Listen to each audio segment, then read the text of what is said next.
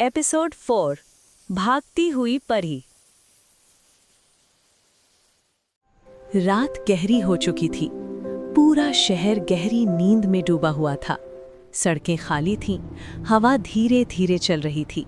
लेकिन इस शांति के बीच एक लड़की भाग रही थी, अमायरा। उसकी सांसें तेज थीं, पैर कांप रहे थे और उसके हाथों में थी एक छोटी सी परी, ज़रा अमायरा की बाहों में कांप रही थी। उसकी रोशनी धीरे धीरे कम हो रही थी।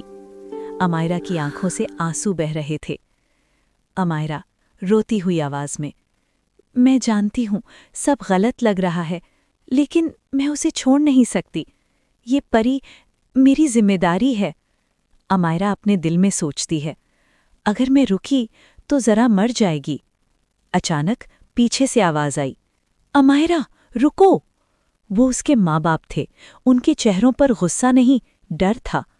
अमायरा के पापा भागते हुए बोले, तुम समझ नहीं रही हो, ये सब बहुत खतरनाक है।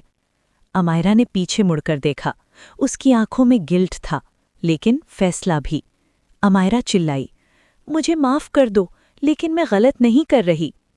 अमायरा शहर छोड़ चुकी थी। अब वो जंगल में थी। पेड़ घने थे, रास्ता अंधेरा था। हर कदम पर पत्ते टूट रहे थे। ज़रा ने धीमी आवाज में कहा, अमायरा समय आ गया है। अमायरा रुकी। हाँ। ज़रा की चमकने लगीं। उसके पंखों से हल्की सी रोशनी निकली। यहीं पोर्टल खुलेगा। अमायरा के सामने एक पुराना पत्थर था, टूटा हुआ लेकिन जिंदा, जैसे वो सदियों से इंतजार कर रहा हो। ज़रा ने अपनी आखिरी शक्ति जगाई।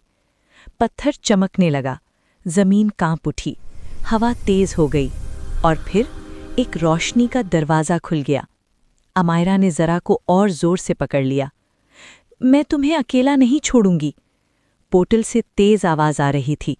उसके माँ बाप जंगल के किनारे पहुंच चुके थे। अमायरा की माँ चिल्लाई, अमायरा रुक जाओ।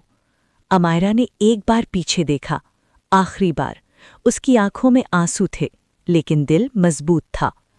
अमायरा ने गहरी सांस ली और कहा, जो भी हो मैं तैयार हूं। वो रोशनी में कूद गई। ज़रा उसके साथ थी। एक पल के लिए सब शांत हो गया और फिर अमायरा के माँ बाप भी उसी रोशनी में कूद पड़े। क्या इंसान परियों के देश में जी पाएंगे? क्या ज़रा बच पाएगी? और क्या अमायरा का फैसला सब कुछ बदल देगा? नेक्स्ट एपिसोड में सच सामने आएगा।